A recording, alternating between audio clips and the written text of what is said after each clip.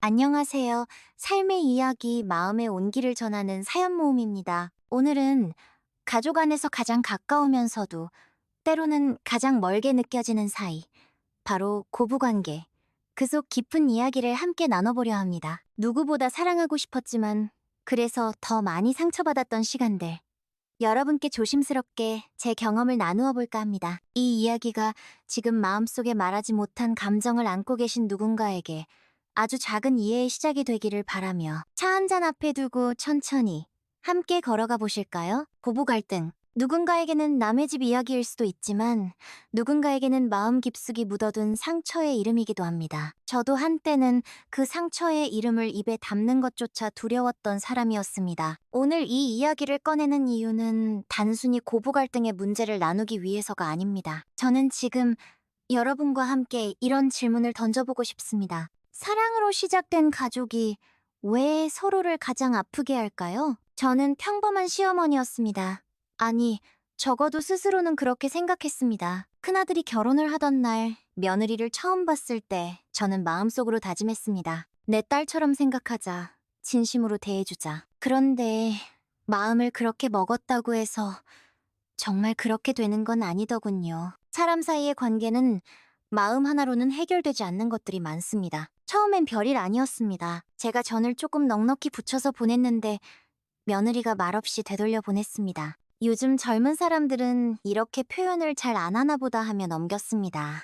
그런데 점점 사소한 일들이 쌓였습니다. 집안 잔치 때마다 빠지겠다는 연락. 아, 이 생일인데 우리 쪽은 초대받지 못한 일. 심지어 명절 하루 전날 죄송해요. 이번엔 친정 먼저 가기로 했어요. 라는 문자가 왔을 때는 마음 한쪽이 싸늘해지는 걸 느꼈습니다. 그날 밤 저는 제 남편에게 조용히 말했습니다. 당신은 우리 며느리 괜찮다고 생각해? 남편은 고개를 갸웃하며 말했죠. 그래도 요즘 젊은 사람들 치고는 예의도 바르고 성실하잖아. 그 말에 저는 대꾸하지 못했습니다. 제가 느끼는 건 예의 없음도 성실하지 않음도 아니었거든요. 오히려 거리감, 차가움, 그리고 어쩌면 배제당하고 있다는 외로움이었습니다. 그렇게 시간이 지나며 저는 며느리와 점점 말을 줄이게 되었습니다. 무슨 말을 해도 오해를 살 것 같았고 아무리 좋게 말해도 간섭이라 들릴까봐 조심스러웠습니다. 그런데요, 참 이상하지요. 입을 닫고 나면 마음도 닫혀버립니다. 그리고 어느 순간부터 며느리를 생각할 때마다 서운함보다는 불신이라는 감정이 앞서기 시작했습니다. 제가 잘못했을까요? 제가 뭔가 더 잘했더라면 지금보다 가까워질 수 있었을까요? 아니면 며느리가 조금만 더 다가와줬다면 우리가 이렇게 되지는 않았을까요? 이 질문은 꽤 오랜 시간 저를 괴롭혔습니다. 가끔은 손주가 학교에 다녀온 이야기를 전화로 들으며 아휴, 그 애가 얼마나 컸을까. 내가 직접 보면 얼마나 좋을까. 혼잣말을 하다가도 괜히 보자고 했다가 또 불편해지면 어쩌지 하는 생각에 전화기를 내려놓곤 했습니다. 그러던 어느 날 우연히 TV에서 한 다큐멘터리를 보게 되었습니다. 주제는 고부 갈등의 실체와 화해였는데 거기서 한 시어머니가 이런 말을 하시더군요. 나는 내가 좋은 어른인 줄 알았다. 하지만 며느리는 나를 기대가 많은 사람이라고 느꼈단다. 그 말을 듣는 순간 제 가슴이 철렁 내려앉았습니다. 저도 그랬거든요. 겉으로는 그냥 챙겨주는 거야. 부담 갖지 마 라고 말하면서도 속으로는 이 정도는 해줘야지 가족인데 하는 마음이 있었던 겁니다. 그때 처음으로 며느리의 입장에서 생각해 보려고 했습니다. 그 아이는 나와 전혀 다른 시대에 자랐고 다른 방식으로 사랑을 배웠을 텐데 나는 나의 기준을 그대로 강요하고 있었던 건 아닐까? 그리고 무엇보다 저는 며느리를 내 딸이라고 생각한다고 했지만 그 말조차 어쩌면 그 아이에게는 무례함이었을 수 있다는 걸 뒤늦게 알게 되었습니다. 딸과 며느리는 다릅니다. 딸은 어릴 적부터 함께 살아온 기억이 있고 서로의 습관과 한계를 압니다. 그러나 며느리는 단지 아들의 아내라는 이유로 하루아침에 가족이 되기를 요구받는 사람입니다. 그 부담이 얼마나 클까 생각해보니 문득 눈물이 났습니다. 제가 몰랐던 겁니다. 아니, 알면서도 모른 척했던 건지도 모르지요. 상처를 주고도 상처받은 척했던 제가 참 미웠습니다. 그날 밤 저는 용기를 내어 며느리에게 문자를 보냈습니다. 그동안 내가 무심했지. 서운했더라도 이해해줘. 혹시 괜찮다면 손주 보러 잠깐 들러도 될까? 오랜만에 받은 며느리의 답장은 이렇게 시작되었습니다. 어머님, 사실 저도 여러 번 연락드리고 싶었어요. 그런데 제가 뭘 잘못한 건 아닌가 어머님께서 불편해하실까봐 망설였어요. 그 글을 읽으며 저는 깨달았습니다. 우리는 둘 다 상처받고 싶지 않아서 거절당할까 두려워서 서로를 피해왔던 것입니다. 그 아이도 저처럼 외로웠을 거라는 걸, 그 아이도 누군가의 딸이었을 거라는 걸 그제야 조금은 느낄 수 있었습니다. 부부 갈등이라는 건 결국 마음의 거리에서 시작되는 것 같습니다. 가까워지고 싶으면서도 서로의 방식이 달라 생기는 오해. 사랑을 표현하려 했는데 상대는 간섭으로 받아들이고 도움을 주고 싶었는데 상대는 부담으로 느끼는 그 어긋남. 이건 단순히 세대 차이의 문제가 아닙니다. 가족이란 이름 아래 감춰진 기대와 상처의 문제입니다. 그리고 그 상처는 이해라는 이름으로만 조금씩 아물 수 있습니다. 그날 이후 며느리와의 관계는 조금씩 달라지기 시작했습니다. 물론 한 번의 메시지로 모든 게 해결된 건 아니었습니다. 하지만 중요한 건 서로가 피하지 않기로 마음을 먹었다는 점이었습니다. 그 한 걸음이 만들어내는 변화는 생각보다 컸습니다. 다음 주말, 저는 과일 바구니 하나를 들고 조심스레 아들 집을 찾아갔습니다. 현관문이 열리자 손주 녀석이 환하게 웃으며 달려와 저를 끌어안았습니다. 그 모습에 눈시울이 뜨거워졌습니다. 며느리는 약간 쑥스러운 듯 그러나 어색하지 않게 웃으며 말했습니다. 어머님 고생하셨어요. 오랜만이에요. 그 말이 어찌나 따뜻하게 들리던지 저는 순간 울컥해서 그래, 고맙다. 나도 보고 싶었어. 그렇게 답했지요. 우리는 주방에 나란히 서서 과일을 손질했습니다. 예전 같으면 침묵이 흐르거나 어색한 형식적인 말들만 주고받았을 텐데 그날은 달랐습니다. 며느리가 조심스럽게 말했습니다. 어머님, 제가 좀 무뚝뚝해서 많이 섭섭하셨죠? 사실 처음엔 너무 긴장돼서 뭐든 조심스럽게 행동했거든요. 저는 그 말에 고개를 끄덕이며 말했습니다. 나도 그랬어. 처음에는 잘해보고 싶었는데 뭐든 조심스러웠고 그러다 보니 괜히 거리를 두게 되더라. 근데 말이야, 나도 네 입장을 잘 몰랐던 것 같아. 우리는 그렇게 조금씩 마음속 이야기를 꺼냈습니다. 서운했던 일들, 오해가 쌓였던 순간들, 그리고 사실은 서로를 좋아하고 싶었던 마음까지. 그 모든 감정들이 마치 오래된 먼지를 털어내듯 하나씩 피어올랐습니다. 며느리는 이런 말도 했습니다. 어머님이 저를 딸처럼 생각한다고 말씀하셨을 때 사실 저는 좀 무거웠어요. 딸처럼 대해주시는 건 고마운데 저는 어머님 딸이 아니니까 그 기대를 다 맞출 수 있을까 겁이 났거든요. 그 말이 제게는 참 크게 다가왔습니다. 그래서 저는 진심을 담아 이렇게 말했지요. 그래, 그 말이 맞다. 너는 내 딸이 아니지. 그런데 네가 우리 가족이 되어줘서 나는 그냥 네가 행복했으면 좋겠어. 내 방식 말고 내 방식대로. 그 말을 하며 제 안에서도 묵은 감정이 스르르 풀려나가는 느낌이 들었습니다. 그동안 저는 며느리를 이해하려고 했다고 생각했지만 사실은 내 틀 안에 두려고 했던 겁니다. 그 아이가 누구인지, 어떤 사람인지에 대한 관심보다 시어머니로서의 역할을 더 앞세웠던 것이죠. 그날 저녁 우리는 함께 밥을 먹고 차를 마시며 웃었습니다. 그 웃음 속에는 조심스러운 진심이 담겨 있었습니다. 그리고 저는 문득 이런 생각이 들었습니다. 우리는 이제야 진짜 가족이 되어가는구나. 며느리와의 관계가 회복되면서 제 삶도 조금씩 달라졌습니다. 무엇보다도 기다림이라는 것을 배웠습니다. 누군가와의 관계는 내 속도대로 되지 않습니다. 사람마다 마음을 여는 속도도 다르고 표현하는 방식도 다릅니다. 그것을 존중할 줄 알게 되면 오해보다 이해가 많아지고 서운함보다 감사함이 많아집니다. 그리고 저는 용서도 배웠습니다. 남을 용서하는 것보다 더 어려운 건 내가 먼저 상처를 줬을 수도 있다는 걸 인정하고 스스로를 용서하는 일입니다. 시청자 여러분, 우리는 나이가 들수록 인생에 많은 것을 안다고 생각합니다. 그러나 어느 순간 내가 놓치고 있던 아주 작은 진심이 한 사람의 마음을 가로막고 있었을 수도 있습니다. 며느리를 이해하게 되면서 저는 또 하나의 깨달음을 얻었습니다. 우리가 자주 말하는 가족이란 도대체 어떤 의미일까요? 피를 나누어서 가족이 되는 것이 아니라 서로의 삶을 인정하고 다름을 존중할, 비로소 진짜 가족이 되는 게 아닐까요? 이제는 며느리와 명절 준비도 함께하고, 아이 학교 행사에도 함께 가고, 가끔은 둘이서 영화를 보고 차도 마십니다. 물론 완벽하진 않습니다. 아직도 서로 다르게 느끼는 부분은 있고, 말이 안 통할 때도 있습니다. 하지만 이제는 그 다름이 서운함이 아니라 함께 살아가는 방법을 배우는 기회가 되었습니다. 저는 여러분께 감히 말씀드리고 싶습니다. 고부 갈등은 싸움의 문제가 아니라 표현의 문제입니다. 그리고 그것은 결국 내가 먼저 한 걸음 물러설 수 있는 용기, 상대의 두려움을 이해하려는 공감, 기대보다 있는 그대로의 존재를 받아들이는 마음에서 출발합니다. 만약 지금 며느리와의 관계 때문에 마음이 무거우시다면 한번 아주 조용히 그 아이의 입장에서 생각해 보세요. 그 아이도 지금 우리와 같은 질문을 하고 있을지도 모릅니다. 나는 잘하고 있는 걸까? 어머님은 나를 좋아하실까?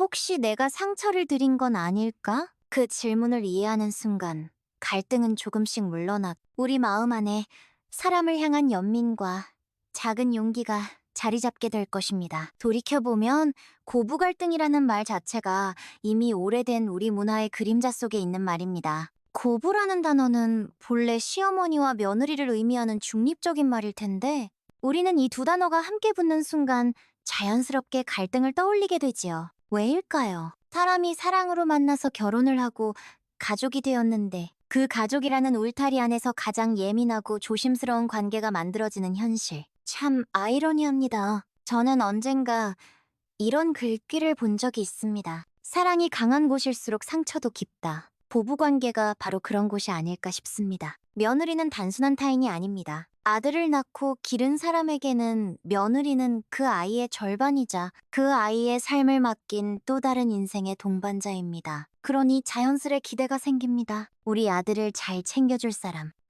이 집안의 문화를 받아들여줄 사람, 나와도 가까운 사이가 되어줄 사람. 반대로 며느리는 어떨까요? 처음 발을 들이는 집입니다. 문화도 다르고 분위기도 다르고 말 한마디도 조심스러울 수밖에 없습니다. 그런데 그 집에서 딸처럼 가족처럼 당연이라는 말들이 너무 쉽게 오고 갑니다. 그 당연함이 사실은 며느리에게 가장 어려운 짐일 수 있습니다. 우리 사회는 오랫동안 시어머니는 권위를 가진 존재, 며느리는 순응하고 배우는 위치라는 암묵적인 구조를 만들어 왔습니다. 그리고 그 위에 여자 대 여자라는 감정적 거리까지 얹어놓았지요. 남편은 조정자의 역할을 하기보다는 방관하거나 중립을 지키는 경우가 많고, 그래서 결국 시어머니와 며느리 사이에 직접적인 오해와 감정이 쌓이게 됩니다. 이 모든 것이 사실은 구조적인 침묵 위에 놓여 있었던 겁니다. 우리는 그동안 너무 많은 것을 참아왔고, 너무 많은 것을 당연하게 여겨왔습니다. 어쩌면 그 침묵이 바로 고부 갈등의 뿌리일지도 모릅니다. 시청자 여러분, 저는 이 나이에 와서야 이런 생각을 해봅니다. 가족은 침묵으로 유지되는 게 아니라 말할 수 있는 용기와 듣는 귀로 유지되어야 한다는 것을요. 그래서 저는 이제야 늦게 배운 이 교훈을 여러분께 꼭 나누고 싶습니다. 우리 사회는 지금 빠르게 변하고 있습니다. 가족의 형태도 관계의 방식도 과거와는 다릅니다. 예전에는 시어머니가 집안의 중심이었고 며느리는 조심스레 그 틀에 적응했지만 이제는 서로 다른 문화를 가진 두 사람이 평등한 인간으로서 성숙하게 만나야 하는 시대가 되었습니다. 그렇다면 질문은 이렇습니다. 과연 우리는 그 변화에 얼마나 적응하고 있는가? 내가 알고 있는 가족의 틀은 지금의 시대에도 여전히 유효한가? 나는 정말 며느리를 한 사람의 독립적인 존재로 바라보고 있는가? 이 질문들은 불편할 수 있습니다. 저 자신도 처음엔 이런 질문이 낯설고 어려웠습니다. 하지만 한 발 물러서서 생각해보니 진짜 변화는 늘 불편함에서 시작된다는 걸 알게 되었습니다. 제가 며느리와의 관계에서 가장 크게 배운 것은 이것입니다. 사람은 각자의 자리에서 서로 다른 이유로 불안해하고 있다는 것. 시어머니는 외로움에서, 며느리는 두려움에서, 시어머니는 기대 때문에, 며느리는 부담 때문에 서로는 서로에게 거울처럼 반사된 감정을 주고받고 있었던 겁니다. 그렇다면 우리는 이제 이 거울 앞에서 무엇을 해야 할까요? 답은 단순하지만 어렵습니다. 먼저 마음을 여는 것, 먼저 손을 내미는 것, 그리고 상대방을 내 기준이 아닌 그의 자리에서 이해하려는 노력입니다. 그 어떤 인간관계도 완벽할 수는 없습니다. 하지만 적어도 서로를 적처럼 여기며 살아가는 것만큼은 이제 우리 세대가 끊어내야 할 오래된 그림자가 아닐까요? 저는 이제 며느리를 보며 내가 만든 기대의 그림자에 갇혀있지는 않을까 늘 돌아보게 됩니다. 그리고 그 아이 역시 어머니는 나를 싫어하시는 게 아니라 이해하는 법을 아직 배우는 중이었구나 라고 말해줍니다. 그렇게 우리는 천천히, 아주 천천히 서로를 배우고 있습니다. 이제야 말할 수 있습니다. 고부 사이에도 진심이 통하는 순간이 온다.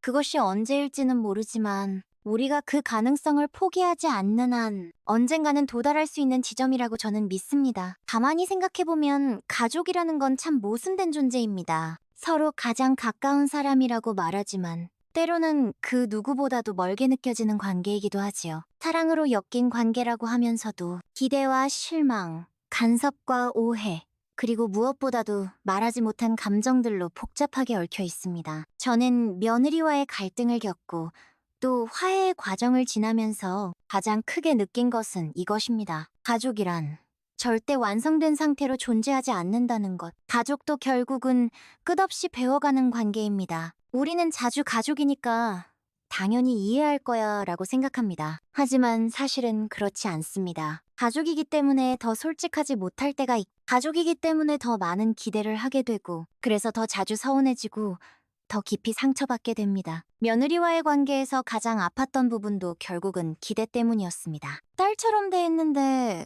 왜 나를 멀리할 내가 해준 것에 비해 고마움을 모르는 것 같아. 이런 마음들이 하나둘 쌓이면서 그 아이는 나를 싫어하는 것 같아. 아들과 나 사이를 멀어지게 한다는 식으로 감정이 왜곡되어 갔던 거죠. 하지만 지금에 와서 돌아보면 그 모든 감정은 내가 주었던 것보다 내가 바랐던 것이 훨씬 컸기 때문이었습니다. 사랑도, 관심도, 배려도 모두 주는 마음보다 돌아올 것을 기대한 마음이 더 컸던 겁니다. 그러니 저는 이제 관계를 회복하고 싶다면 먼저 기대를 내려놓는 연습부터 해야 한다고 생각합니다. 기대하지 않는다는 건 무심함이 아니라 상대방을 있는 그대로 받아들이겠다는 마음의 태도입니다. 며느리가 명절 때 오지 않는다고 해도 그 아이가 나를 사랑하지 않아서가 아니라 그 아이에게도 지켜야 할 삶의 균형이 있다는 걸 인정하는 것. 그 아이가 자주 연락을 못한다고 해도 그건 무관심이 아니라 그저 바쁜 시기의 삶을 살아가고 있다는 것. 그런 마음으로 바라보면 서운함 대신 이해가 조금 더 자리를 잡게 됩니다. 그리고 한 가지 더, 진심은 결국 통한다는 믿음입니다. 물론 하루아침에 모든 것이 풀리지는 않습니다. 하지만 진심은 언젠가 꼭 도달합니다. 시간이 걸리더라도, 말수가 적더라도, 표현이 서툴더라도 우리가 진심으로 다가갈 때 그 진심은 결국 상대의 마음에 닿게 되어 있습니다. 제가 며느리에게 가장 고마웠던 순간은 제가 병원에 입원했을 때였습니다. 오랜만에 보는 얼굴인데 그 아이가 손을 꼭 어머님, 제가 도와드릴게요. 제가 있을게요.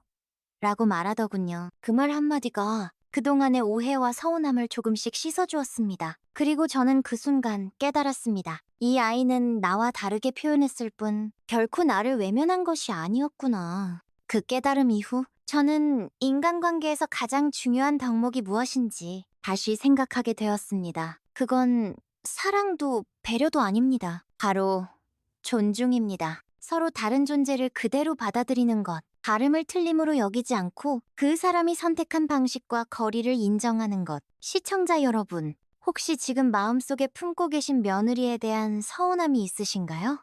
혹은 시어머니에 대한 답답함이 있으신가요? 그렇다면 오늘 이 시간을 통해 스스로에게 조용히 이런 질문을 던져보시길 바랍니다. 나는 지금 사랑을 주고 있는가?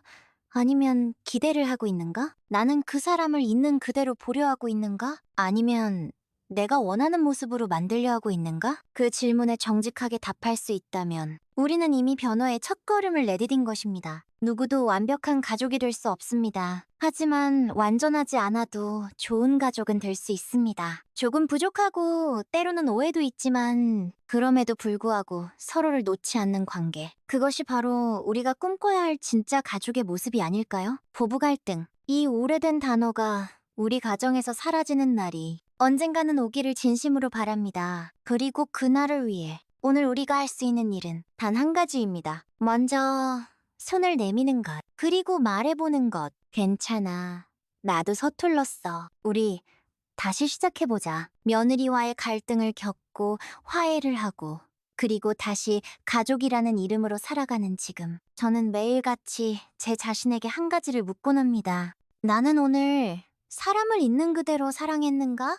쉽지 않은 질문입니다. 사람을 사랑한다는 건 그 사람의 모든 것을 받아들인다는 뜻이니까요. 좋은 모습만이 아니라 내가 불편하게 느끼는 면도, 내 기대에 못 미치는 부분도, 그 사람의 선택과 방식까지도 존중한다는 것이니까요. 며느리를 통해 저는 사랑보다 먼저 배워야 할 것이 인정이라는 걸 알게 되었습니다. 인정은 무조건적인 수용이 아닙니다. 그저 그 사람이 그럴 수밖에 없는 이유를 이해해보려는 마음, 내 틀을 상대에게 강요하지 않겠다는 조심스러움, 그것이 바로 인정입니다. 사람은 누구나 다릅니다. 그 다름을 문제로 보느냐, 가능성으로 보느냐에 따라 관계의 운명이 달라집니다. 고부 갈등도 마찬가지입니다. 서로 다른 두 여자가 한 남자를 중심으로 가족이 되는 관계. 이 구조 자체가 이미 복잡합니다. 그 안에서 우리가 해야 할 일은 서로를 닮으려고 애쓰는 것이 아니라 서로의 다름을 품는 것입니다. 며느리와 함께 시간을 보내다 보면 가끔은 여전히 제 마음속에 작은 서운함이 스치기도 합니다. 그럴 때 저는 스스로에게 말합니다.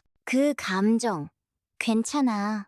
너도 사람이고 서운할 수 있어. 하지만 그 서운함을 말로 꺼내기 전에 그 아이도 지금 어딘가에서 애쓰고 있을지 모른다는 걸 먼저 생각해보자. 그렇게 감정을 스스로 다독이는 연습을 하면서 저는 조금씩 성숙해지는 느낌을 받습니다. 나이가 들었다고 해서 저절로 어른이 되는 게 아니었습니다. 어른이 된다는 건 감정의 무게를 혼자서 감당할 줄 아는 사람이 된다는 것이었습니다. 그리고 그 어른이 되어가는 길목에서 저는 비로소 며느리와 눈을 맞추게 되었습니다. 이제는 명절에도 함께 웃으며 전을 부치고 손주 이야기로 밤늦게까지 이야기꽃을 피우고 가끔은 저보다 더 먼저 안부를 묻는 그 아이의 문자가 제 하루의 시작을 따뜻하게 만들어줍니다. 그럴 때 저는 속으로 이렇게 말합니다. 고맙다.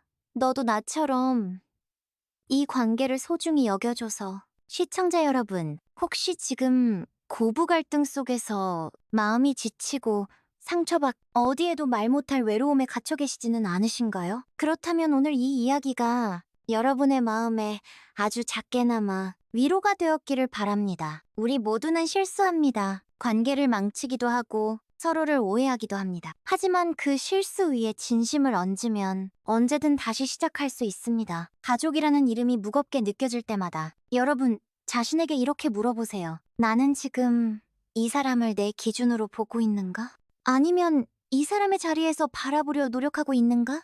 그 질문에 대한 대답 속에 관계를 회복할 수 있는 열쇠가 담겨 있습니다. 사람은 결국 누구나 자신이 이해받고 있다는 느낌을 원합니다. 그게 가족이라면 더더욱 그렇습니다. 그러니 오늘 우리가 할 수 있는 일은 상대를 바꾸려 하기보다 내 마음의 창을 조금 더 여는 일입니다. 그리고 그 창문 너머로 상대의 두려움과 고단함을 바라보는 일입니다. 그때 비로소 우리 마음속에 오랫동안 내려앉아 있 고부 갈등이라는 그림자가 조금씩 사라지기 시작할 것입니다. 오늘 이야기를 마치며 이 질문을 여러분께 남깁니다. 가족이란 무엇입니까? 피로 맺어진 사이입니까? 역할과 예의로 구성된 관계입니까? 아니면 수없이 어긋나는 순간에도 포기하지 않고 손을 내미는 사람들입니까? 여러분의 가족은 지금 어떤 방식으로 서로를 바라보고 계신가요? 그 질문 하나로 우리는 또 한 걸음 관계의 깊이 속으로 들어갈 수 있을 것입니다. 네.